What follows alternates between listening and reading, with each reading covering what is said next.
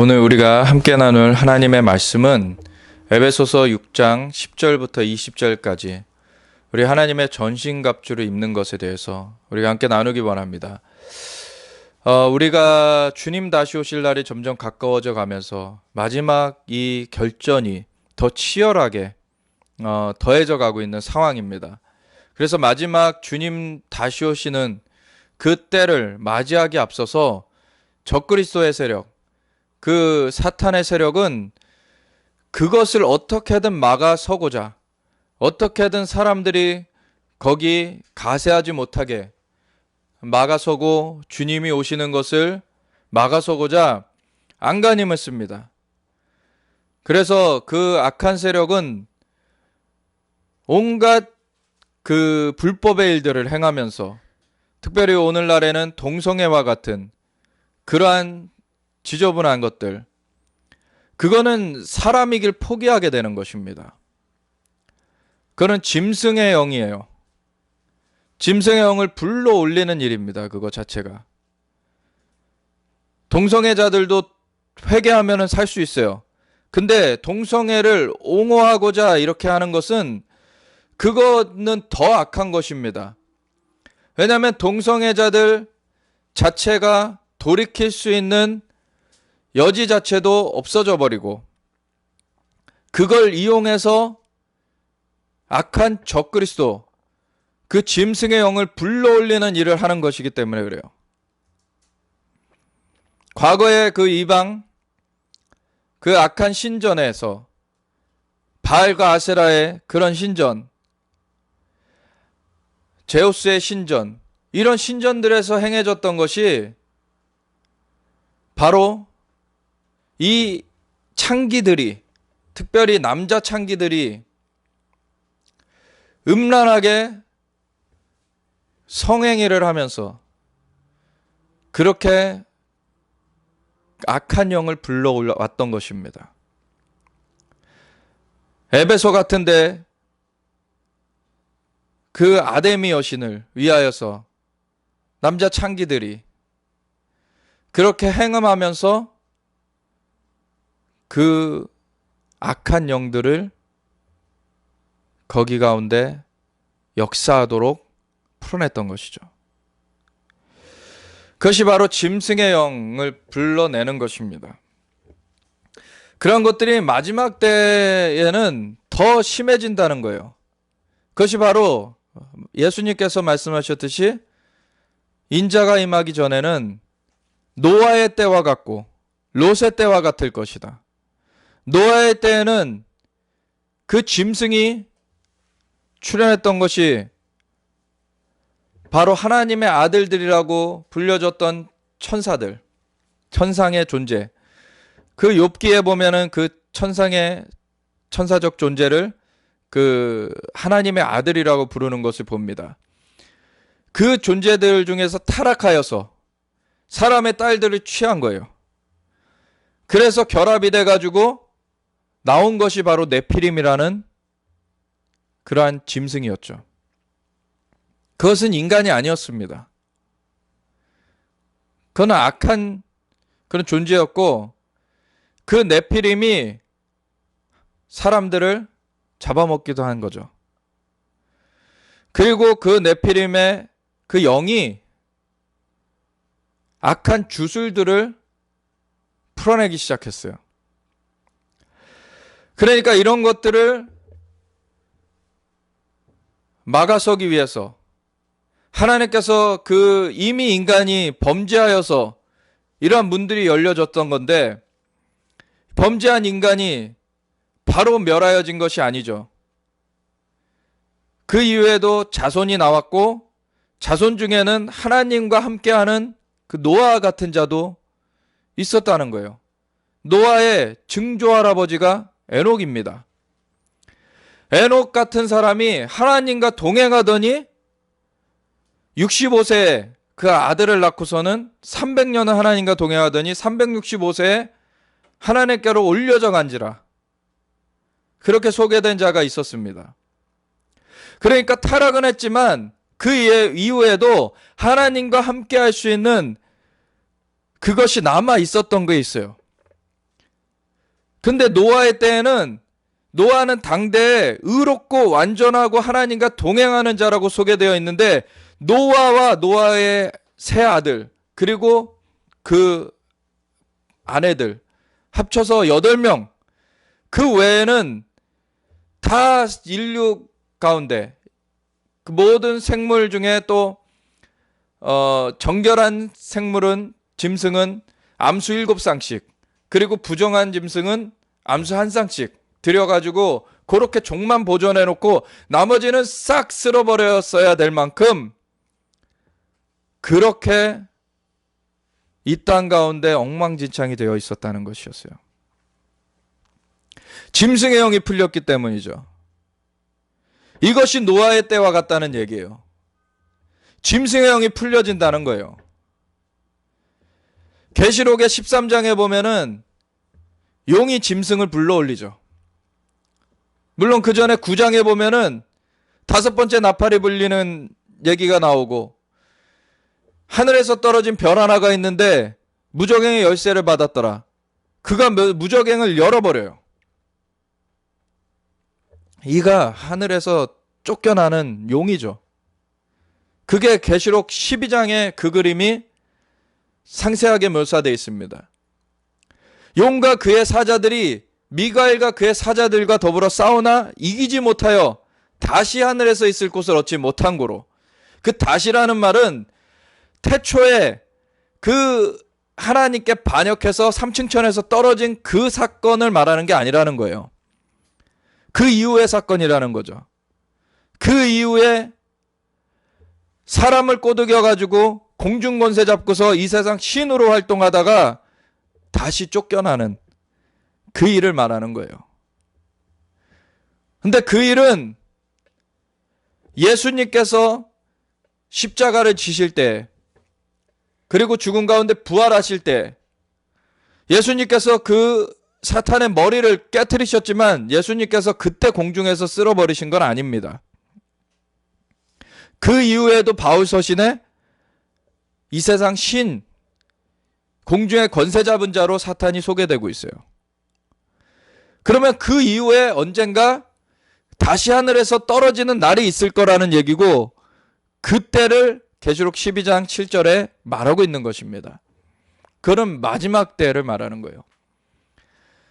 그 용이 땅으로 내어 쫓기면서 어떻게 합니까? 분노하여서 땅에 있는 자들을 막 공격하기 시작해요.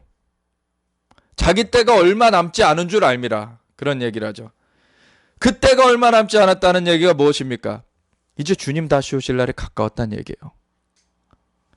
그러니까 주님 다시 오시기 직전에 이루어지는 것이 이 용이 하늘에서 다시 떨어지는 것입니다. 근데 하늘에 떨어지면은 아까 계시록 9장에 말했듯이 하늘에서 떨어진 별 하나가 뭘 한다고요? 무저갱의 열쇠를 가지고 무저갱을 열어버려요. 그래서 짐승의 영을 불러 올리는 거예요. 그 무저갱에 갇힌 자들이 누굽니까? 유다서에 기록되어 있고 베드로후서 2장에 기록되어 있고 자기 지위와 처소를 떠난 천사들이 징벌을 받아서 그 마지막 날까지 무저갱에 갇혀 있다는 얘기가 나와요. 그게 바로 창세기 6장에 그 천상적 존재 하나님의 아들들이 사람의 딸들을 취하여서 그 범죄한 사건을 말하는 거예요. 그것 때문에 그 존재들은 무저갱에 갇혀버렸어요. 근데 공중의 권세 잡아서 하나님께 대적했다가 쫓겨났는데 이 땅의 대리자로 세운 사람을 꼬드겨가지고 그 권세를 취해가지고 공중의 권세 잡고 이 세상 신으로 활동하던 용이 그 공중에서도 떨어져 내려버리면 무저갱을 열어가지고 그 세력들을 불러 올린다는 거예요. 이걸 누구랑 같이 하느냐? 이 동성애하는 자들, 이 땅 가운데서 세계 정부를 세우고자 하는 그런 악한 자들하고 같이 하는 거예요. 그럼 이 자들이 세계를 그냥 자연적인 힘만으로 통치하는 게 아닙니다. 그 짐승의 영으로 통치하게 돼요. 거기에는 또 그 짐승을 대변하는 거짓 선지자가 세워지죠. 그것이 바로 음녀예요. 음녀. 사람들을 미혹하여서 잘못된 길로 가게 하는 그 세계 정부와 그 거짓 선지자, 그 음녀입니다. 그 자들과 맞서서 누가 일어납니까? 두 증인이 일어나죠. 그리고 계시록 11장에는 두 증인과 함께 성전에서 경배하는 자들이 소개돼요. 그 경배하는 자들은 누구라고 설명이 나와 있지 않지만 앞에 7장에 나오는 바 하나님의 종으로, 이스라엘 안에서 하나님의 종으로 기름 부음 받는, 인침을 받는 그 사람이 각 지파당 12,000명씩 14만 4천이 있을 것이다. 그거는 다른 이방인을 말하는 게 아니에요. 이스라엘 지파 중에서, 이스라엘 안에서의 얘기예요. 그러나 하나님께서 이스라엘 안에서 어떤 일이 일어날 때 그거는 지표로서 주신 거예요. 그걸 보면은 이 시기 가운데 너희가 와 있는 걸 알라는 거예요. 이스라엘 가운데 하나님께서 그 지표로 주신 그 14만 4천의 하나님의 종들, 구원 얻을 총수가 아니라 하나님의 종으로 마지막 때를 감당하도록 세워지는 그 일이 있으면은 그 다음에 8장에 가서부터가 7 나팔이 불려지기 시작하는 거예요. 그러면은 그 자연계의 3분의 1이 파괴되기 시작하죠. 땅과 수목의 3분의 1, 바다의 3분의 1, 강과 물샘의 3분의 1, 해와 달과 별의 3분의 1이 파괴돼요. 첫째 나팔부터 넷째 나팔까지가 그 얘기예요. 그런 다음에가 다섯 번째 나팔이 아까 얘기했던 별 하나가 떨어져 가지고 무저갱의 그 열쇠를 가지고서 그걸 열어버리는 일이에요. 그 앞에 그러면은 자연계 3분의 1을 파괴하는 일이 무엇일까요? 이 하나님의 종들이 준비되면은 하나님께서 공중으로부터 그 대적을 떨어뜨려 버리는 그 역사인 거예요. 하나님께서 자연계 3분의 1을 파괴하는 것이 단지 자연계를 그냥 파괴하는 일이 아닌 것입니다. 자연계를 원래 통치하도록 하나님 사람을 세우셨어요. 너희는 생육하고 번성하고 땅에 충만하라. 땅을 정복하고 모든 생물을 다스려라 그러셨어요. 근데 그걸 누가 뺏어갔다고요? 사탄이 빼앗아 갔잖아요. 그래서 사탄이 자연계를 지금 주무르고 있어요. 그 머리를 예수님께서 2000년 전에 깨트리셨지만 아직도 머리가 깨진 채로 돌아다니고 있어요. 그거를 밟아야 되는 거예요. 그 마지막 그 잔재까지 싹 그냥 공중에서 떨어뜨려 버릴 날, 그날이 온다는 거예요. 그걸 위해서 이스라엘에서는 하나님의 종도 14만 4천을 일으키시는 거고, 그렇다고 이방에 없느냐? 그게 아니라 이스라엘에서는 그렇다라는 얘기예요. 이방에도 그러한 자들이 일어날 것이죠. 이스라엘은 예표로, 지표로 주신 것이기 때문에 특별히 기록해 하신 거고, 나머지 열방에서 그와 같이 일어날 것을 우리는 생각할 수 있는 거예요. 근데 그걸 갖다가 자기네들이라고 말하는 자는 다 틀린 것이죠. 다 잘못된 것이에요. 그건 그냥 욕심 부리는 것입니다. 하나님 말씀 그대로를 받아야죠. 말씀에 더하면은 하나님 어떻게 한다고요? 그 재앙을 더하여 버리겠다. 말씀을 빼면은 그 생명나무와 거룩한 성의 참여함을 제하여 버리겠다는 거예요. 하나님 앞에 그 말씀 그대로를 받아야 되는 거예요. 내가 뭘 원한다고 그거를 곡해하면 안 되는 것입니다. 하나님께서는 그 환난을 이기라 그러셨어요. 맞서 싸우라고 그러신 거고, 그거를 믿음을 지키고 승리하라는 거예요. 내가 그거 두렵다고 해가지고 없을 것이야 생각한다고 없어집니까 그게? 아닌 거죠.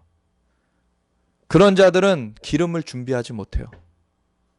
기름을 준비하지 못한 어리석은 다섯 처녀가 되는 것입니다. 그때를 준비하는 자들. 그 마태복음 25장의 그 열처녀의 비유에서 볼 때 신랑이 더디 온다는 얘기를 해요. 환난 뒤에 온다는 얘기예요, 사실 그게. 이미 날은 어두워졌다는 얘기를 해요. 근데 신랑이 더디 온다는 거예요. 그 암흑기를 통과해야 된다는 거예요. 근데 하나님께서는 인쳐 주신다는 거예요. 우리가 그분 앞에 그렇게 준비되기를 하나님 앞에 간구하며 주님 앞에 서면은 주님께서는 인쳐 주시는 것입니다. 그러면 두 증인을 세우시는 것이고 14만 4천의 그 하나님의 종들이 이스라엘에서 세워지는 것, 그것과 함께 열방에서도 그러한 하나님의 종들이 세워지는 거예요. 이들이 영계의 전쟁을 하는 것입니다. 그러면은 그것이 하늘에서는 미가엘과 그의 사자들이 함께 해가지고 그 용과 그의 사자들을 공중에서 쓸어버리는 거예요. 그러면 땅으로 떨어집니다. 그들이. 그것에 있어서 하나님의 역사가 자연계 3분의 1을 파괴한다라고만 나와 있지만 그 자연계를 유린하고 있는 그 영적 그 세력들을 하나님께서 소탕해 버리시는 거예요. 그러니까 다섯 번째 나팔에 가서는 하늘에서 떨어진 별이라는 거예요. 이제는 하늘에서 떨어진 별이 무적행의 열쇠를 가지고서는 무적행을 열어버린다. 그러면은 여섯 번째 나팔에서는 2억의 군대를 유브라데 강으로부터 풀어내가지고 그가 두 증인까지도 죽여요. 두 증인은 전 3년 반 1260일 동안 활동을 하게 되어 있습니다. 그때가 마지막 준비를 할 수 있는 기간이에요. 그 두 증인을 이 2억의 군대가 풀려나서 두 증인까지도 죽여버리고서는 적그리스도 그 거짓 선지자가 이제는 그 성전까지 차지하게 돼요. 그래서 자기가 신이라고 막 할 것이죠. 그런데 3일 반 만에 하나님의 생기가 그 두 증인과 그 죽임당한 자들에게 들어가서 그들이 살아 일어나서요. 그래서 하나님께로 올려갑니다. 그때 사람들이 하나님께 영광을 돌리더라. 마지막으로 돌이킬 수 있는 때가 그때예요. 아마 그때가 저는 절기상으로는 속죄일이 되지 않을까 하는 생각도 합니다. 왜냐하면 마지막 그 온 이스라엘이 구원을 받는 그것이 되어져야지만 주님이 다시 오시는 그 장막절의 성취, 초막절의 성취로 갈 수가 있기 때문에 온 이스라엘이 구원 얻는 것, 그때 그들이 그 찌른바된 그를 바라보고 통곡하기를 장자를 위하여 애통하듯 하는 것, 바로 이 두 증인과 14만 4천의 이 사람들은 인침받은 사람들이라 다섯 번째 나팔에 의해서 무적행이 열려서 황충도 나오고 그 황충이 누구를 괴롭히냐면 입맞은 자들은 괴롭히지 못해요. 입맞지 아니한 자들만 괴롭혀요. 그러니까 입맞지 아니한 자들은 그 괴롭힘을 당하다가 쫓겨나가게 돼 있어요. 예루살렘에서 버틸 수가 없게 돼요. 그래서 광야로 쫓겨나는데 그때 광야로 쫓겨난 자들을 용이 막 그 괴롭히려고 하지만 땅이 막 그 입을 벌려서 용이 토한 물을 삼켜버리고 막 하나님께서 그들을 보호하십니다. 그들도. 근데 입맞은 자들은 그 괴롭힘을 그때는 당하지 않아요. 나중에는 그 2억의 군대가 풀려나는 그때에는 죽임을 당하는 걸 하나님께서 허용하시지만 그 전까지는 하늘 닫아 비를 내리지 못하게 하고 이 두 증인이, 그리고 누구든지 해하러 오면은 입에서 불을 내뿜어 가지고 그냥 소멸시켜버리고 원하는 때 원하는 기적으로서 그 하기 때문에 아무도 그들을 못 건드린다는 거예요. 그렇기 때문에 그 전 3년 반 기간 동안에는 이 성전 안에 있는 자들과 광야로 나간 자들이 갈라지게 되는데 광야로 나간 자들도 하나님 보호하십니다. 근데 그들은 입맞지 아니한 자들이라는 건 뭡니까? 아직 예수님을 영접하지 않았다는 얘기예요. 근데 성전 안에 있는 자들은 누굽니까? 하나님의 말씀과 예수의 증거를 가진 자들이라고 나와요. 그 자들은 전 3년 반 동안 성전에서 하나님을 경배하며 증거를 하게 돼 있어요. 그 자들이 열방에 또 하나님의 사람들과 함께 주님 앞에 기도를 올려드릴 때 계시록 8장에 나오고 5장에 나온 것처럼 기도가 향과 합하여서 금대접에 담아져서 하늘로 올려지죠. 그 하나님 보좌 앞에 부어져요. 제단에. 그리고 부어진 다음에 그 금대접은 거기 그 제단으로부터 다시 숯을 담아다가 그거를 땅에다 부어냅니다. 그러면 하나님의 심판이 이제 이루어져요. 땅을 망하게 하는 자들을 멸하시는 그러한 심판. 그러한 것이 그 계시록 8장에 나와 있는 첫째 나팔부터 넷째 나팔까지의 그 자연계 3분의 1을 파괴하시는 것과 그리고 공중으로부터 이 용과 그의 사자들을 쫓아내시는 그 다섯 번째 나팔의 일과 이런 것들이죠. 이런 것들을 하시는 거예요, 하나님께서. 그걸 위해서 그러한 무리로 우리가 준비될 것이냐는 거예요, 지금. 그 싸움을 싸워야 되는데 피할 생각만 하고 있는 사람들은 준비가 못 되는 거예요. 언제 환난 전에 휴거가 있다고 하셨습니까? 마태복음 24장에 예수님께서 직접 자신의 임하심을 말씀해 주실 때에도 그날 환난 후에 즉시 해가 어두워지며 인자의 징조가 하늘에서 보이겠다. 그날 환난 후라는 말씀을 하셨어요, 분명히. 그리고 준비된 자만 그때 이기게 될 것이라는 것을 말씀하셨어요. 근데 그때를 감해 주신다. 그것은 그 환난의 때를 감하시면서, 환난의 때가 없겠다는 게 아니라 환난의 때를 감하시면서 주님께서 임하셔서 우리를 붙들어 주실 것이라는 거예요. 그래서 우리는 싸우는 법을 알아야 돼요. 그래서 이 에베소서 6장의 10절부터 20절까지의 이 말씀을 보면서 우리가 준비되어지길 원합니다. 우리가 한 절 한 절 읽으면서 같이 나누기 원합니다. 끝으로 너희가 주 안에서와 그 힘의 능력으로 강건하여지고, 이 에베소서를 마무리하는 그 마무리 말인데 마지막 그 엑기스의 당부의 말을 하고 있는 거예요. 내가 여러 말을 했다. 그걸 총정리해서 너희가 어떻게 해야 되는지 내가 말한다. 끝으로 너희가 주 안에서와 그 힘의 능력으로 강건하여져라. 주 안에서 그 힘의 능력으로. 에베소서 3장 14절부터 보면, 이러므로 내가 하늘과 땅에 있는 각 족속에게 이름을 주신 아버지 앞에 무릎을 꿇고 비노니 그의 영광의 풍성함을 따라 그의 성령으로 말미암아 너희 속사람을 능력으로 강건하게 하시오며. 그 속사람을 능력으로 강건하게 되는 그 과정을 계속 거쳐가야 되는 거예요. 그거는 성령님께서 하시는 것입니다. 그래서 우리가 성령님 앞에 계속해서 그 과정을 우리가 받아야 되는 거예요.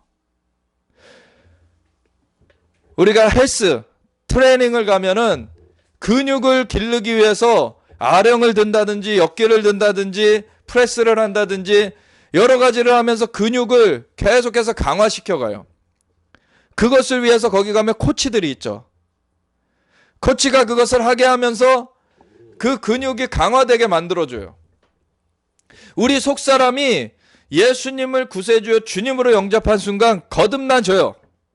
우리의 영이 죽었던 영이 살아나요. 그런데 우리의 영은 강건해져야 돼요. 계속해서 말씀을 먹어야 되고요. 성령님의 그 내주하심이 이제 임했기 때문에 그 성령님은 보혜사라 그러잖아요. 돕는 분이라는 거예요. 헬퍼라는 거예요. 유모와 같아요. 유모. 어떻게 보면 우리 영이 다시 살아나가지고 새 탄생이 됐어요. 이제 성령님께서 그 아이를 길러 가시는 거예요. 우리 속사람을 그 능력으로 강건하게 해 주시는 거예요. 근데 그 성령님을 의식도 안 하고 그 성령님께 자신을 내놓지도 않고 그렇게 있으면은 그 속사람이 성장을 하겠습니까?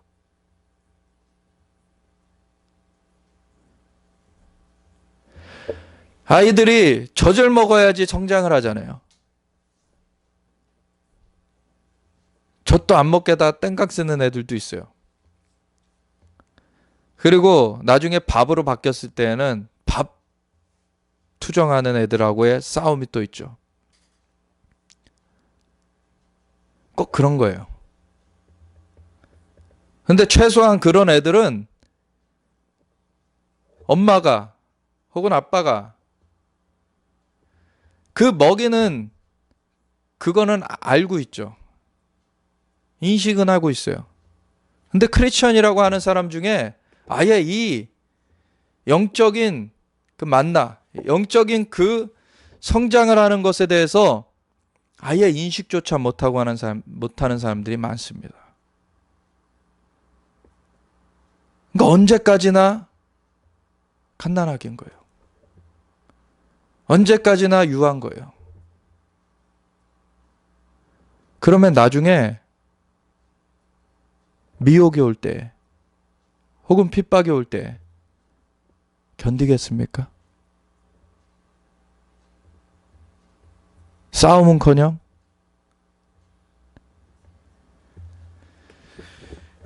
그러한 자들이 되면 안 되는 거예요. 준비되어져야 되는 겁니다. 속사람을 능력으로 강건케 되는 그러한 일을 계속해야 돼요. 그건 기도하는 수뿐이 없어요. 하나님 앞에 기도해야 돼요. 특별히 영의 언어로 기도하는 것을 계속해야 돼요.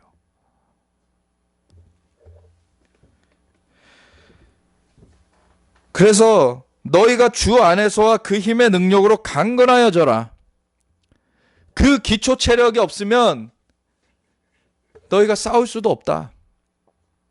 근데 그 기초 체력만 갖고 하는 것도 아니라는 거예요. 그 뒤에 보면은 마귀의 관계를 능히 대적하기 위하여 하나님의 전신갑주를 입어라. 그 기본적으로 너희가 그렇게 성장을 해야 되는 것이고, 너희가 전신갑주를 입어야지 그것을 능히 대적하고 설 수가 있다. 그것을 하나님 앞에 우리가 갖춰가야 되는 것입니다. 왜냐하면 우리의 씨름은 혈과 육을 상대하는 것이 아닙니다.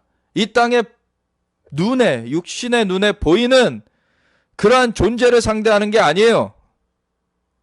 육신의 눈에는 안 보이는 영의 세계, 그 존재들을 상대해야 돼요. 그러면 영의 강건함이 우리한테 없으면은 그거를 상대할 수가 없는 거예요. 그 영적인 무장이 되어 있지 않으면 그걸 상대할 수가 없는 거예요. 우리는 이기는 자로 서야 됩니다.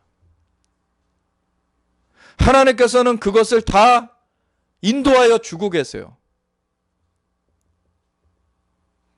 근데 그걸 하고 안 하고는 그 사람의 책임인 것입니다. 그 트레이닝 코스는 다 제공해 주신다는 거예요. 근데 각 사람이 거기에 트레이닝이 될 것인가 안 될 것이냐. 세상과 짝하여서 시간 보내느라고 이 시간을 갖지 못하고서는 그냥 세상과 함께 삼켜질 것이냐. 아니면 하나님의 그 영으로 인도함을 받아서 정말 단련되어서 주님의 용사로 서서 주님과 함께 그 승리하는 자리에 있을 것이냐. 각자의 책임이라는 거예요. 우리의 씨름은 혈과 육을 상대하는 것이 아닙니다. 근데 크리스천이라고 하는 사람들 중에서도 혈과 육으로는 막 몸집이 좋아요. 막. 그런데 영으로는 전혀 꽝인 사람들이 있어요. 그러니까 어떤 사람을 만나면 육신의 힘으로 눌러버려요. 사람을. 윽박지르고 막 분내고 막. 영의 힘은 하나도 없어요. 근데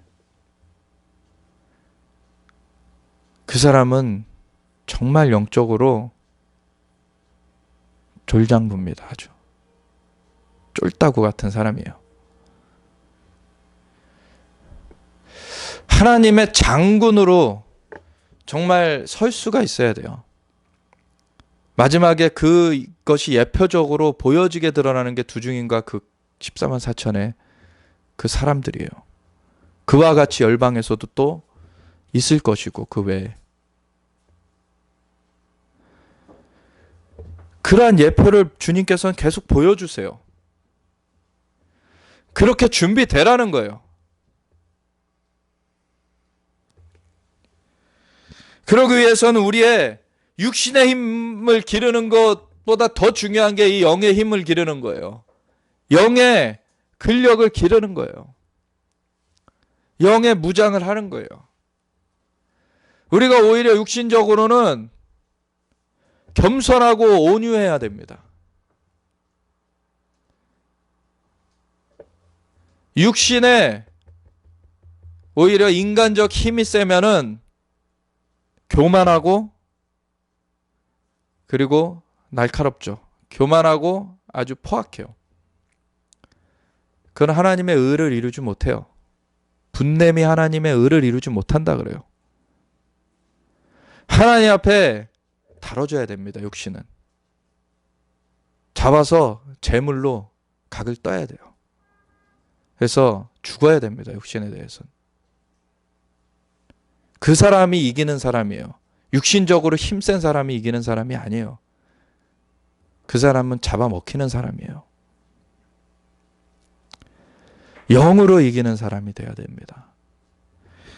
그래서 우리의 씨름은 혈과 육을 상대하는 것이 아니고 통치자들과 권세들과 이 어둠의 세상 주관자들과 하늘에 있는 악의 영들을 상대함이에요. 이 네 가지 부류가 나와요. 네 가지 부류에 대해서 케네스 해긴 목사님이 그 한 책에 쓰셨는데 예수님께서 오셔서 이것에 대해서 말씀해 주시기 시작한 거예요.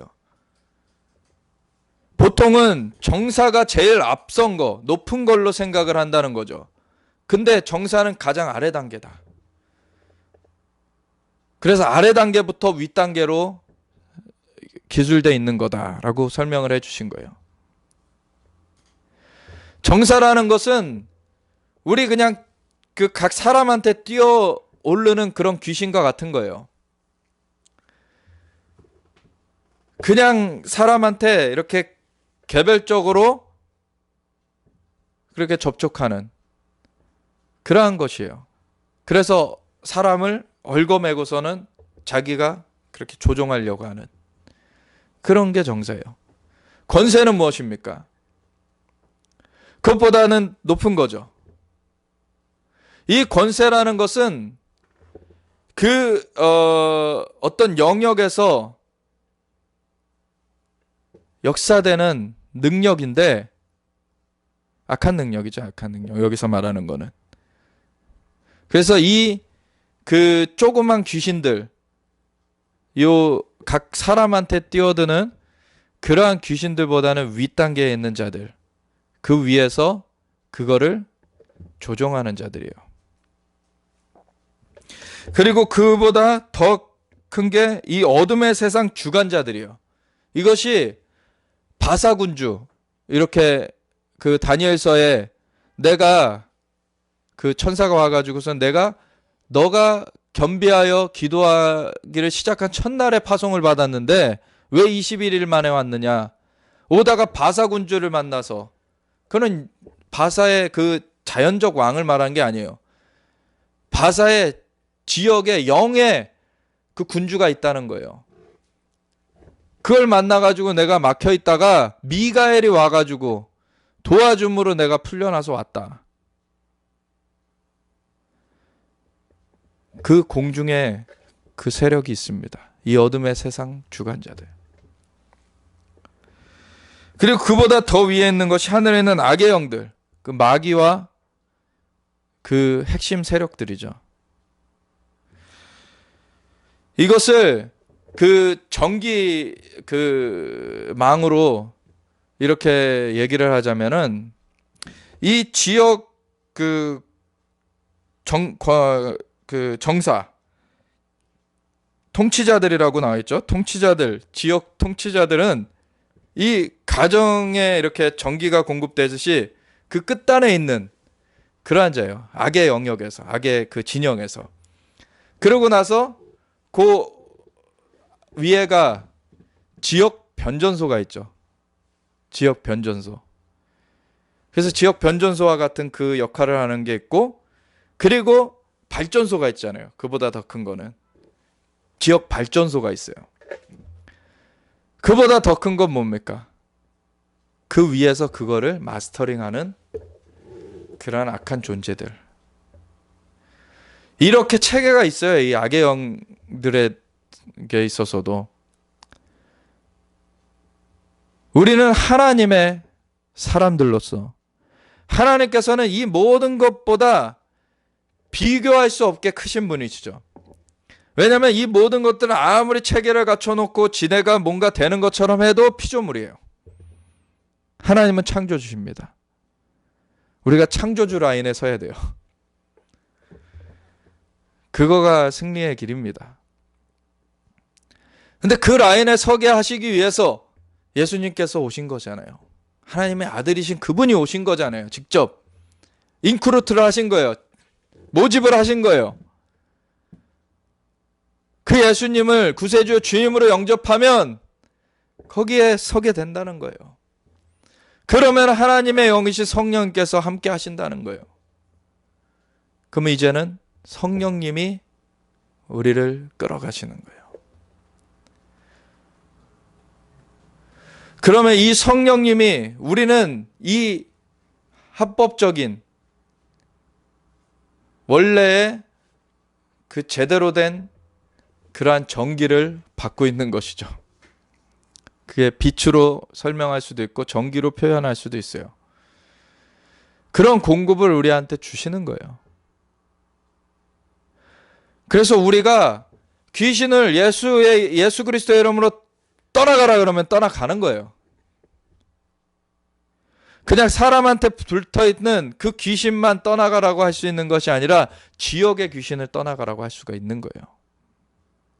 근데 그만큼 우리가 영적으로 단련이 되어져야죠. 그거는 영적으로 이렇게 그 근육이 큰 분들, 어떤 분들은 이제 복음 전도를 하게 되면 어떤 지역에 뭐 몇만 명씩, 몇십만 명씩, 심지어는 몇백만 명씩도 모여가지고 그 중에서 수많은 사람들이 주님께로 돌아오게 하는 그런 분들이 있어요. 그런 분들은 딱 어느 지역에 가잖아요. 그분 숙소로 누가 찾아오냐면 그 지역 귀신이 찾아와요. 지역 귀신의 우두머리가 찾아와요. 너 왜 내 지역에 들어왔냐? 대결을 하는 것입니다. 그럼 예수 이름으로 그걸 물리치는 거예요. 왜? 내 안에 계신 분이 세상에 있는 자보다 크십니다. 창조의 영이세요. 성령님께서. 창조주 하나님과 한 분이신 분이세요.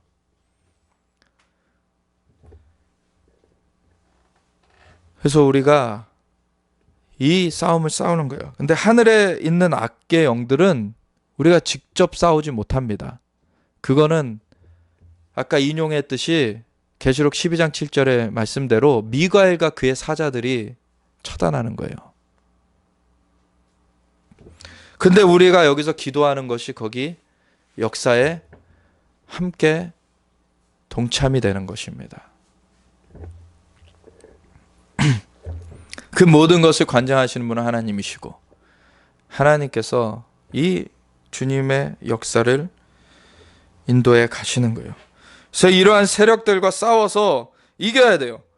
그러려면 그러므로 하나님의 전신갑주를 취하라. 이는 악한 날에 너희가 능히 대적하고 모든 일을 행한 후에 서기 위함이라. 이 전쟁에서 이겨야 되는 거예요. 전쟁에서 도망자가 되면 안 되죠. 사실 군법상에는 전쟁에서 도망자는 사살할 수 있게 돼 있어요. 왜냐하면 사기를 떨어뜨리고 그리고 정보를 적에게 넘길 수도 있고 여러 가지 그 문제를 일으키기 때문에 사살할 수 있게 돼 있어요. 지휘관의 권한하에. 근데 자꾸 도망자 될 생각하면 안 되죠. 하나님께서 너는 이제 자격 없다 딱 해버리시면 끝장인 거예요. 주님 앞에 히브리서 12장인가요? 13장인가요? 우리는 뒤로 물러가 침륜에 빠질 자들이 아니요 앞으로 전진해서 구원에 이르는 자들이다. 너희가 뒤로 물러가면 하나님께서 기뻐하지 않을 것이다. 우리는 이 싸움을 싸워야 됩니다. 믿음의 싸움을 싸워야 되는 거예요. 이거는 자연적으로 의시되는 얘기가 아니죠. 영적인 실제의 싸움을 싸우라는 거예요. 그리고 겸손하고 온유해야 돼요. 마음을 지켜야 돼요. 전신갑주를 취하는 이유는 악한 날에 너희가 능히 대적하고 모든 일을 행한 후에 서기 위함이라는 거예요. 이기는 자가 되기 위함이라는 거예요. 어떻게 전신갑주를 취하는지 봅시다. 서서 진리로 너희 허리띠를 띠고 진리로 매어져 있어야 돼요. 우리가 요한복음 그 21장 마지막 부분에 보면은요, 베드로에게 예수님께서 이런 말씀을 하세요.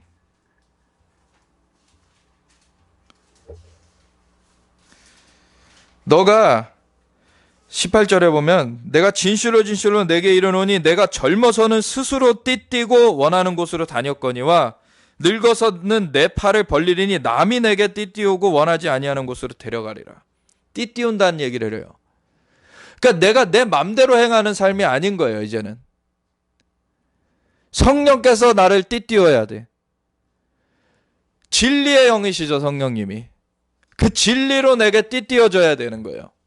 내 의견, 내 생각, 내 어떠함으로 나아가는 게 아닌 거예요. 내 생각으로, 내 의견으로 나아가면 그거는 이 세상에 오염된 생각이고 이 세상에 오염된 그러한 것들이기 때문에 이 세상 신노릇하고 있는, 공중의 권세 잡고 있는 그 마귀가 잡아먹어요. 그걸로 꼬드기는 거예요. 진리를 알지니 진리가 너희를 자유케 하리라. 그 세상의 끈을 끊고 진리의 인도를 받아야 돼요. 우리가 성경을 읽을 때 크게 두 가지 태도를 가질 수 있어요. 하나는 성경의 말씀과 내가 일치하지 않을 때 내가 성경의 말씀으로 돌이킬 수가 있어요. 또 다른 하나는 성경의 말씀과 내가 일치하지 않을 때 성경의 말씀을 나한테 끌어붙일 수 있어요.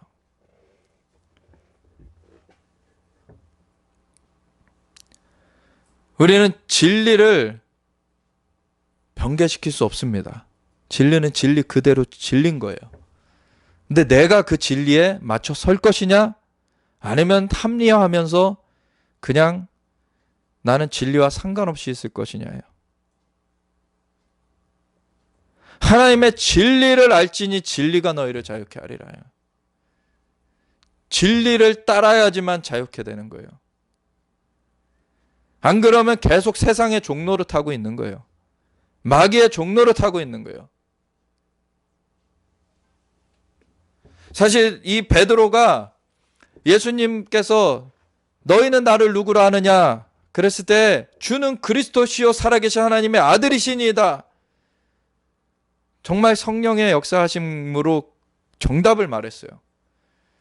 바요나 시몬아, 요나의 아들 시몬아, 내가 복이 있도다. 이를 내게 알게 한 이는 혈육이 아니요 천부께서 하늘의 아버지께서 내게 알게 한 것이다. 칭찬을 해주셨어요.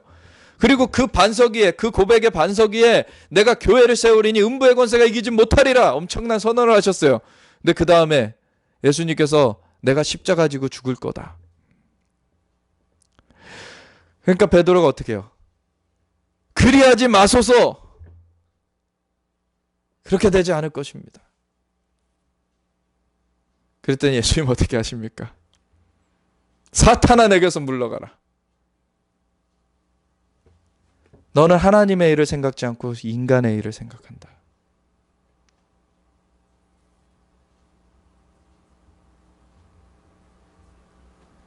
우리가 진리를 따르지 않으면 사탄의 놀이개가 되어버리는 거예요.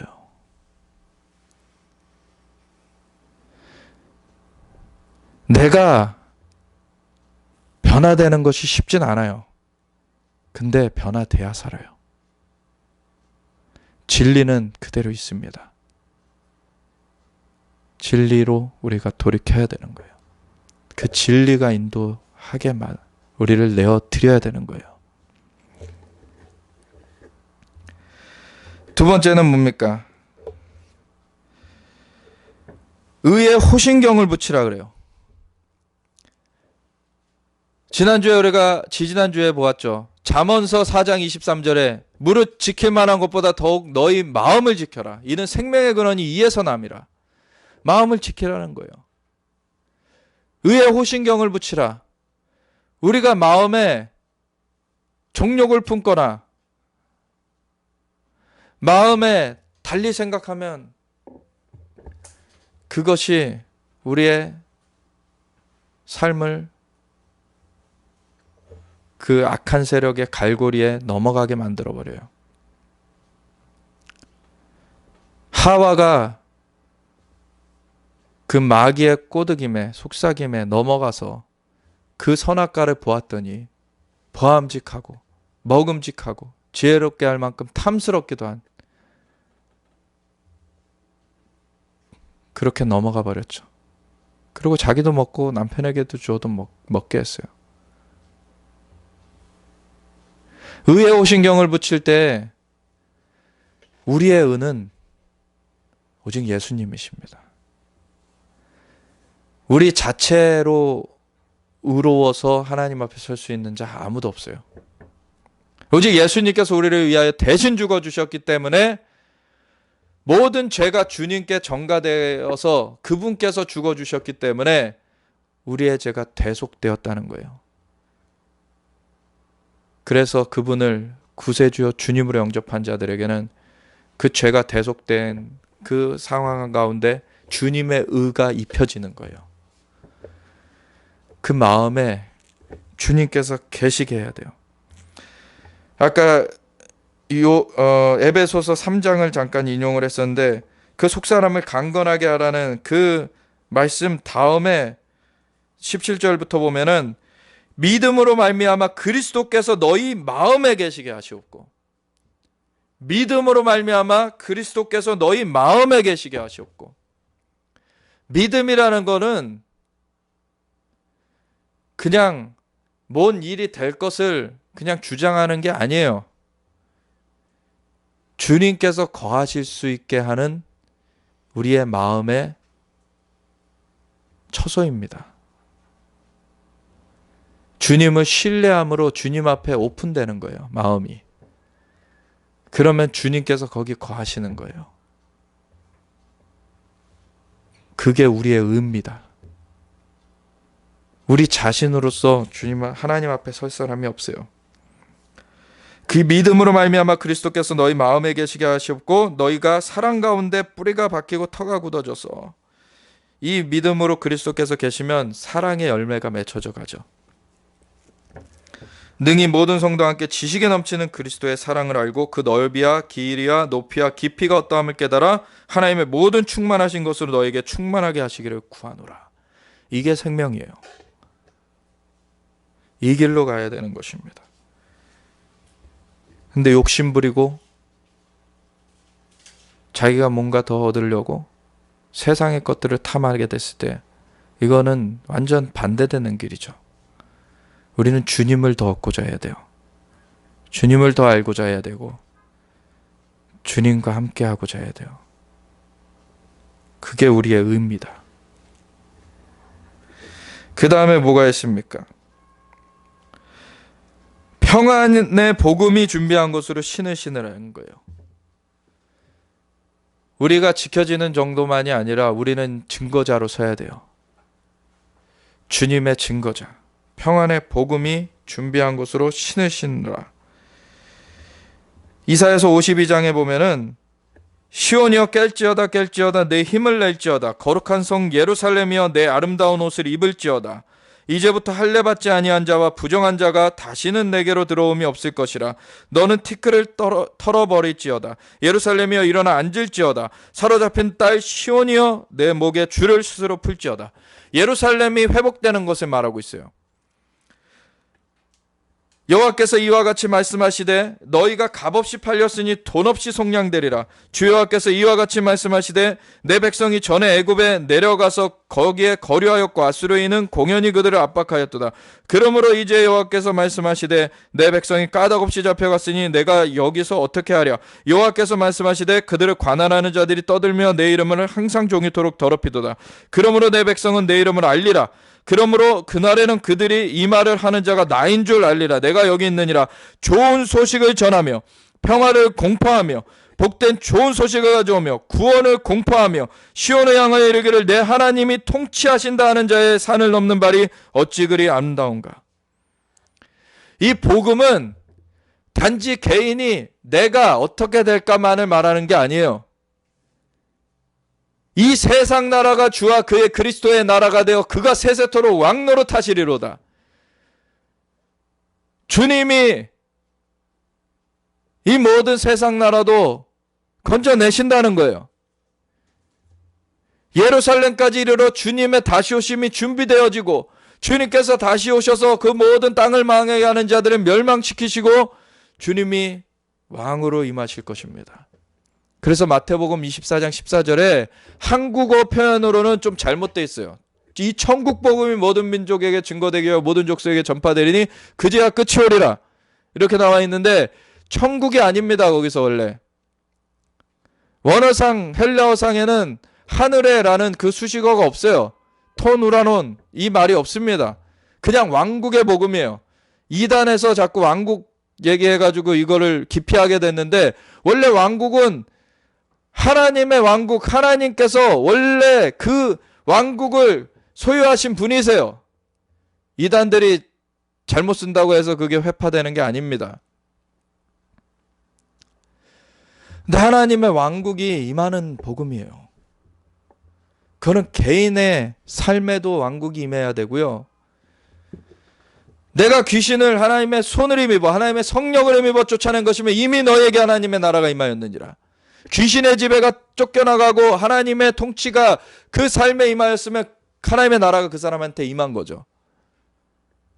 하나님의 통치가 임하였어요. 근데 이 통치는 여기 이사야서 52장 7절에 말하듯이 시온을 향하여서도 내 하나님이 통치하신다. 그 예루살렘까지 완전히 주님께서 세상 나라가 주와 그의 그리스도의 나라가 되어 그가 세세토록 왕노릇 하시는 그걸로 이루실 것이기 때문에 그 왕국의 복음은 단지 개인의 차원에서 끝나는 게 아니에요. 그 주님의 나라가 완전히 임한다는 얘기를 하는 거예요. 그 복음을 전해야 돼요. 그리고 스가랴서 14장 4절에 그날에 그의 발이 그 마지막 날에 예수님의 발이 예루살렘 동편 감람산에 서실 것이요 그 한가운데가 갈라져 산 절반은 북으로 절반은 남으로 옮겨질 것이며 그 주님의 재림에 대해서 말하고 있는데 그 14장의 9절에 가보면 여호와께서 홀로 한 분이실 것이요 그분만이 왕이 되실 것이라고 얘기하고요. 그리고 11절인가 가보면은 그날에 예루살렘이 평안히 서리로다.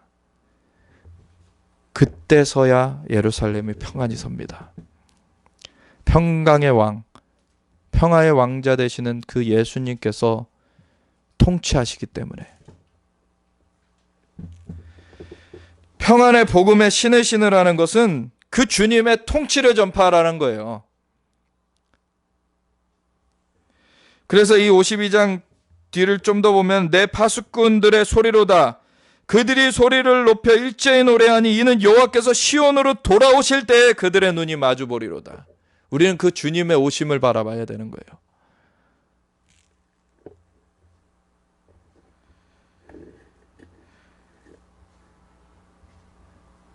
그래서 그 메시지, 정확한 메시지를 가지고 주님의 통치를 풀어내기 위해서 다니라는 거예요.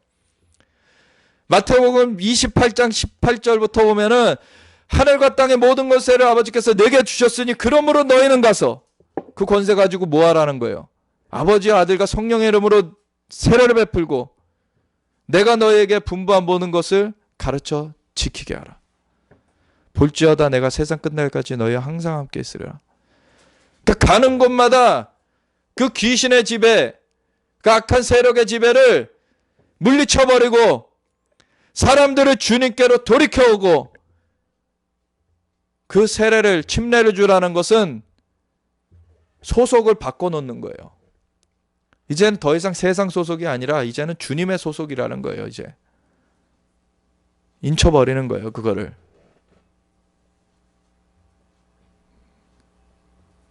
근데 속에 끝까지 그거를 견지해야죠. 이겨야 되죠. 그리고 내가 너에게 분반 모든 것을 가르쳐 지키게 하라. 왜? 이제는 하나님의 왕국의 삶으로 들어갔기 때문에 그 안에서의 삶을 살라는 거예요. 내가 볼지어다 내가 세상 끝날까지 너희와 항상 함께 있으리라. 내가 성령으로 너희를 인도하여 줄 것이다. 그걸 가지고 너희는 가라. 가라는 거예요. 평안의 복음의 신으로. 그런 다음에 모든 것 위에 믿음의 방패를 가지고 우리에게 믿음의 방패가 있어야 돼요. 믿음이라는 것은 아까 설명했듯이 그냥 무엇이 될 줄 믿습니다라는 게 그게 본질이 아니에요. 주님을 신뢰하는 거예요. 주님을 의뢰하는 거예요. 그래서 우리가 주님을 신뢰하면 하와처럼 꼬드김에 넘어가지 않습니다. 하와는 주님을 신뢰하지 못했어요. 마귀가 와가지고 하나님이 너 이거 못 먹게 하신 것은 하나님과 같이 될까봐 너 금한 거야. 너희가 이거 먹고 하나님과 같이 될까봐 금하신 거야. 라고 이간하니까 넘어가 버렸죠. 하나님을 향한 절대적인 신뢰가 있어야 돼요. 우리는. 어떠한 핍박이 환난이 오든지 간에 이게 흔들려서는 안 됩니다. 우리는 그 틈을 내줘서는 안 돼요. 믿음의 방패를 가지고 이로써 악한 자의 모든 불화살을 소멸해라. 악한 자가 아무리 어떤 말로 꼬드기고 어떤 말로 협박하고 그럴지라도 주님을 향한 신뢰가 굳건하면 절대 흔들리지 않아요. 그 불화살이 안으로 들어오지 않습니다. 근데 하와가 그 신뢰가 흔들렸기 때문에 그 말을 듣고 혹하고서 선악과를 보니까 보암직하고 먹음직하고 지혜롭게 할 만큼 탐스럽기도 한 그 육신의 정욕, 안목의 정욕, 이생의 자랑이 쑥 들어가 버린 거예요.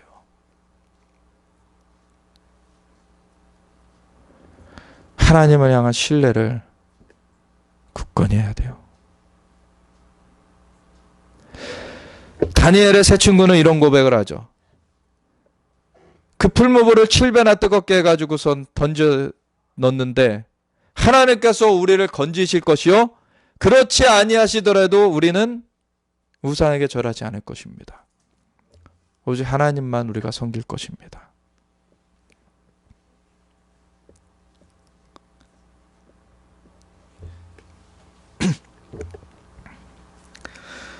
그 다음에 뭐가 있습니까? 구원의 투구가 있어요. 구원의 투구를 쓰라는 말.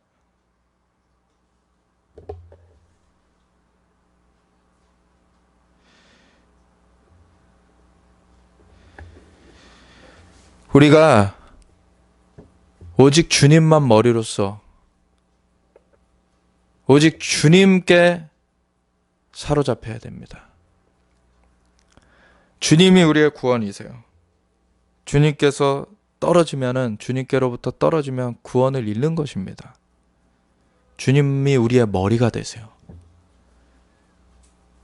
그리고 우리는 주님의 몸이 되는 것입니다. 오직 주님만 바라보며 나아가는 건데 시편 18편에는 나의 힘이신 여호와여 내가 주를 사랑하나이다. 여호와는 나의 반석이시요 나의 요새시요 나를 건지시는 이시요 나의 하나님이시요 내가 그 안에 피할 나의 바위시요 나의 방패시요 나의 구원의 뿌리시요 나의 산성이시로다. 내가 찬송받으실 여호와께 아뢰리니 내 원수들에게서 구원을 얻으리로다. 사망의 줄이 나를 얽고 불의의 창수가 나를 두렵게 하였으며 수월의 줄이 나를 두르고 사망의 올무가 내게 이르렀도다. 내가 환난 중에서 여호와께 아뢰며 나의 하나님께 부르짖었더니 그가 그의 성전에서 내 소리를 들으시며 나의 앞에서 나의 부르짖음이 그의 귀에 들렸도다. 이에 땅이 진동하고 산들의 터도 요동하였으니 그의 진노로 말미암음이로다. 주님의 구원이 우리한테 나타나는데 27절에 가보면 주께서 공고한 백성은 구원하시고 교만한 눈은 낮추시리이다. 자기가 머리 되려고 하는 사람, 교만한 사람이죠. 그 사람은 떨어집니다. 근데 주님의 머리 되심 아래 겸손케 정렬한 자들은 주님께서 구원하십니다.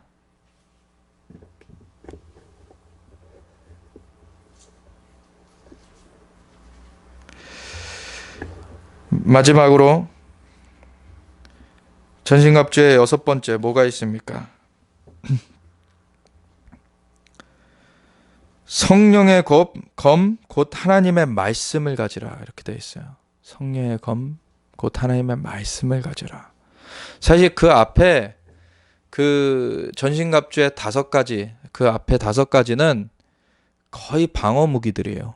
물론 그걸로 어떤 뭐 평안의 복음의 신을 가지고 우리가 나아갈 때 그거 자체가 이제 공격하는 것이기도 하지만, 근데 거의 이제 공격 무기라기보다는 거의 그 우리가 그걸 감당할 수 있는 그냥 그러한 보호 무기가 같아요. 근데 진짜 본격적인 이 공격 무기입니다. 성령의 말씀의 검.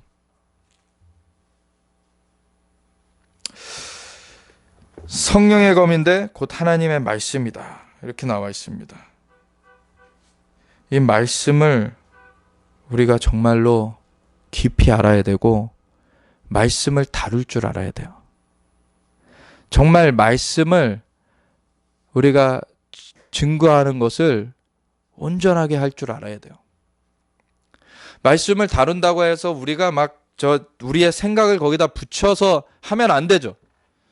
하나님께서 전하라고 하시는 그 말씀, 여호와의 입으로부터 나오는 그 말씀, 그 주님께서 증거케 하시는 그 말씀을 우리가 그대로 전해야 돼요. 에스겔 37장에 보면 에스겔에게 생기를 향하여 대언하라 말씀하시죠. 생기야 사방으로부터 불어와서, 여호와께서 말씀하시기를 생기야 사방으로부터 불어와서 이 죽어진 자에게 들어가 살아나게 하라 하셨다. 그렇게 대언하라 그래요. 그거는 에스겔이 임의로 하는 게 아니죠. 하나님께서 그렇게 명령하라 그러셨고 그 대언을 할 때 에스겔의 능력으로 그것이 이루어지는 게 아니에요. 근데 하나님께서는 대언자를 찾으세요. 그 말씀이 자연계에 선포돼야 되거든요. 그러면은 그 역사를 하나님께서 이루시거든요. 그래서 내가 내 비밀을 내 종 선지자에 보이지 않고는 행함이 없다라고 아모스서 3장 7절에 말씀하신 거예요.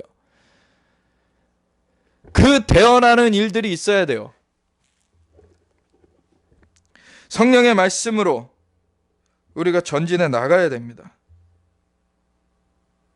이 말씀의 증거자가 되어야 되는 것이죠. 요한복음에 보면은 14장 26절에 보혜사 곧 아버지께서 내 이름으로 보내신 성령 그가 너희에게 모든 것을 가르치고 내가 너희에게 말한 모든 것을 생각나게 하리라. 성령님께서 말씀의 본체이신 예수님 그분께서 나눠주신 얘기들, 나눠주신 그 말씀들을 생각나게 하세요. 이거는 이 기록된 말씀으로 접한 우리에게도 마찬가지죠. 그걸 주님께서 딱 이번엔 이 칼을 집어라. 이번엔 이 칼을 집어라. 딱 말씀해 주시는 거예요. 그 선포돼야 되는 말씀을 딱 쥐어주시는 거예요. 그리고서 성령님께서 이 기록된 말씀을 함께 정말 그 말씀의 본체 되신 예수님의 그 음성이 우리 가운데 들려지게 하셔서 그것을 선포케 하시는 것이죠. 요한복음 또 16장에 가보면 13절에 그러나 진리의 성령이 오시면 그가 너희를 모든 진리 가운데로 인도하시리니 그가 스스로 말하지 않고 오직 들은 것을 말하며 장래일을 너희에게 알리시리라. 성령님께서도 그 주님으로부터의 그 말씀을 우리한테 전해주시는 것이고, 우리가 그 말씀을 받으면 뭘 하라는 거예요? 우리도 전하라는 거예요. 그를 대언하라는 거예요. 그 가운데는 장래일도 대언되기도 합니다. 이거를 하라는 거예요.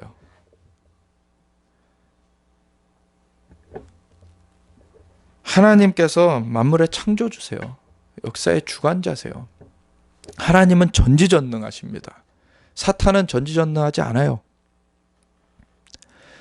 근데 사탄의 수하에 있는 귀신한테는 전보로 미래를 알려고 가면서 창조주 되시는 하나님 앞에는 왜 미래를 닫아놓고 있습니까? 저들은 한계가 있는 존재고 그걸 불법하게 사용하는 존재들이고 악한 존재들인데 저거는 폐하여져야 되는 것이고, 하나님의 그 미래에 대한 말씀, 하나님의 그 선포가 우리 가운데서 나와야 되는 거예요.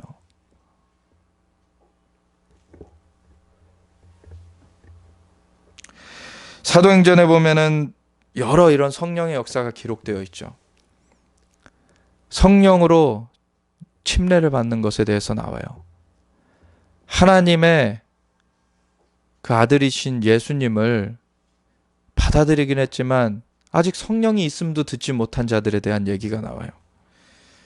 그 중에 하나를 대표적으로 보면 사도행전 19장에 보면 6절에 보면 1절부터 보면 아볼로가 고린도에 있을 때 바울이 윗지방으로 다녀 에베소에 와서 어떤 제자들을 만나 이르되 너희가 믿을 때 성령을 받았느냐? 이르되 아니라 우리는 성령이 계심도 듣지 못하였노라.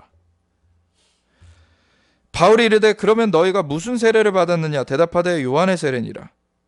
바울이 이르되 요한이 회개의 세례를 베풀며 침례를 베풀며 백성에게 말하되 내 뒤에 오시는 이를 믿으라 하였으니 이는 곧 예수라 하거늘 그들이 듣고 주 예수의 이름으로 침례를 받으니, 아직 회개의 세례를 받았는데, 회개의 침례는 받았는데 예수님의 그 침례를 아직 못 받았어요. 이들이. 그러니까 침례 요한의 침례를 받았어요. 아직. 그러니까 너희는 침례 요한도 마태복음 3장에 보면은 회개하라 천국이 가까이 왔느니라 선포했죠. 그것은 예수님의 오심을 준비시키는 거였어요. 근데 예수님이 오셔서 4장에 회개하라 천국이 가까이 왔느니라 딱 선포하세요. 왜? 천국의 주인 되시는 그분이 직접 오신 거예요. 지금 사람들이 그 문으로 다 들어올 수 있게 되는 거예요. 그분을 영접해야지 그 문으로 들어가게 되는 것이죠. 그 예수님의 그 침례, 그걸 받아서 그 다음에 6절에 보면 바울이 그들에게 안수하매, 침례 받고 나서 안수하매 성령이 그들에게 임하심으로 방언도 하고 예언도 하니 모두 12사람쯤 되니라. 방언이 열리고 예언이 열렸어요. 사도행전 2장에도 보면 성령님께서 임하셨을 때 마가다락방에 그들이 방언으로 하나님을 높이는 그러한 일들이 있었어요. 사실 성령님 임하시면 말이 터집니다. 이게 하늘의 언어가 터진다. 우리가 그전에 알지 못했던 언어가 터져 나와요. 그건 우리의 육신의 소리가 아니라는 거예요. 하나님께서 성령의 말하게 하심을 따라 다른 방언으로 말하기 시작하니라. 이렇게 돼 있어요. 성령의 말하게 하심이 있어요. 이 성령의 말하게 하심을 따라 말하는 것이 성령의 검이 되어서 그것이 역사되는 것입니다.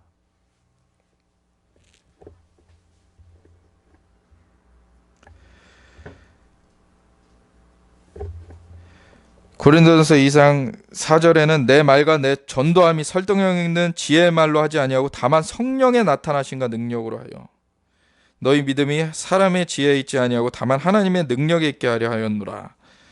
베드로후서 1장 21절에 보면 예언은 언제든지 사람의 뜻으로 낸 것이 아니요 오직 성령의 감동하심을 받은 사람들이 하나님께 받아 말한 것입니다.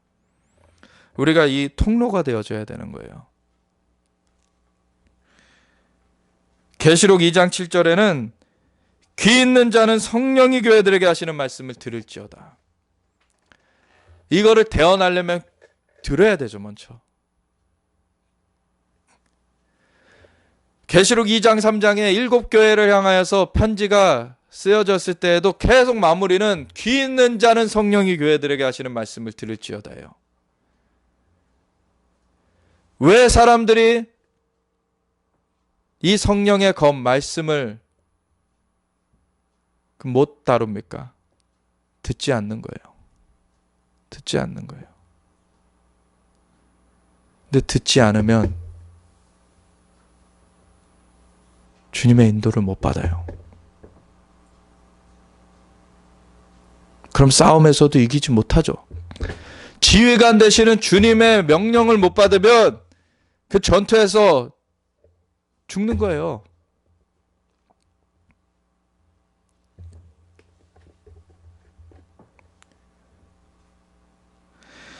그리고 계시록 4장 2절에 보면은 사도 요한이 하늘로 끌려 올려질 때 하늘로 올라오라 하는 소리를 듣고서는 2절에 보면 내가 곧 성령에 감동되었더니 보라 하늘에 보좌를 베풀었고 그 보좌 위에 앉으신 이가 있는데 이 성령의 감동하심을 받아야 되는 거예요. 그래야지 그 안으로 들어갈 수 있는 거예요. 영적 세계 가운데로.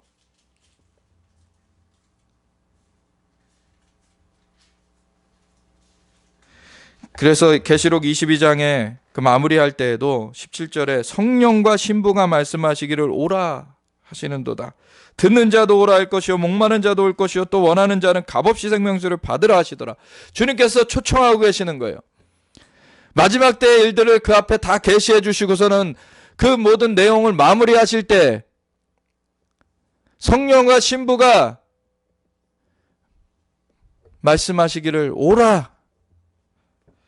듣는 자도 오라 할 것이요. 듣는 자는 그 오라 하는 말을 대언하라는 거예요. 초청하라는 거예요. 목마른 자도 올 것이요. 또 원하는 자는 값없이 생명수를 받으라. 너희가 주님의 음성을 듣고 그 안에서 감동되며 준비되어져서 주님의 다시 오심을 준비해 나가라. 그때를 맞이할 수 있도록 너희가 연단되라. 준비되라. 주님 말씀하시는 겁니다. 이제 에베소서 6장의 말씀을 마치겠습니다. 모든 기도와 간구를 하되 항상 성령 안에서 기도하고. 그래서 이 성령 안에서 기도하는 것이 너무 중요하다는 거예요.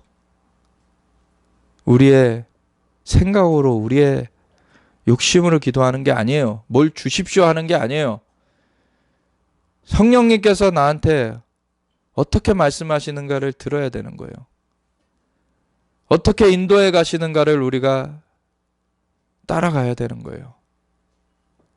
우리가 어떻게 빌바도 알지 못하는데 로마서 8장에 보면 성령이 말할 수 없는 탄식으로 우리 위하여 친히 간구하신다고 하시죠. 우리는 바로 5분 후에 일어날 일도 모르는 사람들이에요. 성령님은 모든 걸 아시는 분이세요. 성령은 고린도서 전서 2장 10절부터 보면은 오직 하나님이 성령으로 이것을 우리에게 보이셨으니 성령은 모든 것, 곧 하나님의 깊은 것까지도 통달하시느니라. 사람의 속에 있는 것을 사람의 영 외에는 알 수 없듯이 하나님의 속에 있는 것을 하나님의 영 외에는 알 수 없다 그랬어요. 하나님과 우리가 어떻게 소통합니까? 소통하려고 성령님을 보내신 거예요. 소통하려고 보내셨는데 소통을 안 해요. 하나님께 길을 안 기울여요. 그래 놓고 이기겠습니까? 낙오되는 거예요. 그러면 이거는 살고 죽는 문제예요. 근데 언제까지 종교 노름에 빠져가지고서는 성령의 음성을 듣는 것에 대해서 그렇게 비판하고 있을 것입니까? 오히려 성령의 음성 듣지 못하면 죽는 거예요.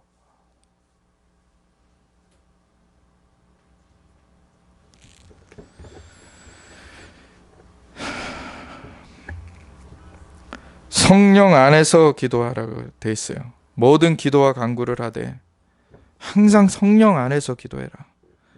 이를 위하여 깨어 구하기를 항상 힘쓰며 여러 성도를 위하여 구하라. 왜냐하면 우리는 같은 그 전투에 같이 섰기 때문에 같이 기도하는 거예요. 또 나를 위하여 구할 것은 내게 말씀을 주사 나로 입을 열어 복음의 비밀을 담대히 알리게 하옵소서 할 것이니. 이 사도 바울도 기도를 부탁해요. 나로 말씀을 주사 입을 열어서 복음의 비밀을 담대히 알리게 해주소서. 나는 나의 사명 끝까지 감당하도록 이걸 위해서 날 기도해달라. 이 일을 위하여 내가 세사들의 메인 사신이 된 것은 나로 이 일에 당연히 할 말을 담대히 하게 하려 하심이라. 아멘. 우리의 표대는 주님의 다시 오시는 것을 향하여서 주님의 증거자가 되어서 목에 칼이 들어와도 그 증거를 하면서 주님의 다시 오심을 준비하는 것입니다. 단지 우리 하나 그 환난 피해서 올려지는 것, 이걸 바라는 것은 욕심이에요. 하나님 앞에 하나님께서 우리를 살려주셨으니 하나님의 증거자가 되어서 주님의 명령을 수행해야 되는 것입니다. 우리는 주님께서 다시 오실 때 그러한 자들을 죽은 자는 살아나게 하실 것이고 부활시키실 것이고 살아남아 있는 자는 변화시키셔서 공중으로 끌어올려서 혼인잔치를 하시고 다시 내려오셔서 모든 악한 자를 진멸하신 후에 세상 나라가 주와 그의 그리스도의 나라가 세세토록 왕노릇하실 때 그와 더불어 왕노릇하게 하십니다. 이기는 자로 준비돼야 되는 거예요.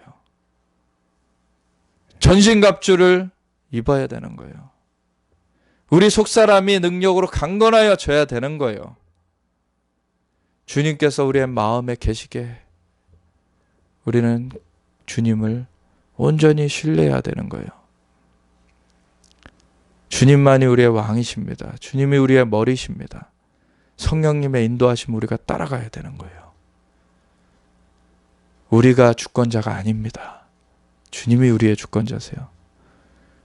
그 주님의 영으로 인도함을 받아야 되는 거예요. 우리가 이러한 자들로서 끝까지 승리하길 원합니다. 하나님 아버지 감사합니다. 우리가 온전히 주님의 말씀에 의탁되어서 오직 주님의 길로 나아가길 원합니다. 주님께서 우리를 붙잡아 주고 인도하여 주시옵소서. 성령으로 함께 하시는 주님 감사의 영광과 찬양 올려드립니다. 우리가 온전히 성령께 귀 기울이고 그 인도하심을 붙잡길 원합니다. 감사합니다. 영광 받으소서. 주님만 높여드리며 주님의 다시 오심을 준비하며 우리가 주님의 증거자로서 전진하겠습니다. 우리를 붙드실 주님, 우리를 온전히 굳건케 하셔서 우리로 하여금 정말 전신갑주 진리의 허리띠를 띠고 의의 호신경을 붙이고 그리고 평안의 복음의 신을 신고 믿음의 방패를 들고 구원의 투구를 쓰고 성령의 검, 곧 하나님의 말씀을 가지고 전진케 하시는 주님, 우리가 온전히 무장되어서 주님의 영으로 사로잡혀 전진케 하여 주시옵소서. 감사합니다. 승리를 주시는 주님을 찬양합니다. 끝까지 이기게 하시는 주님을 찬양하며 예수 그리스도의 예수와 마시아 이름으로 기도드렸습니다. 아멘.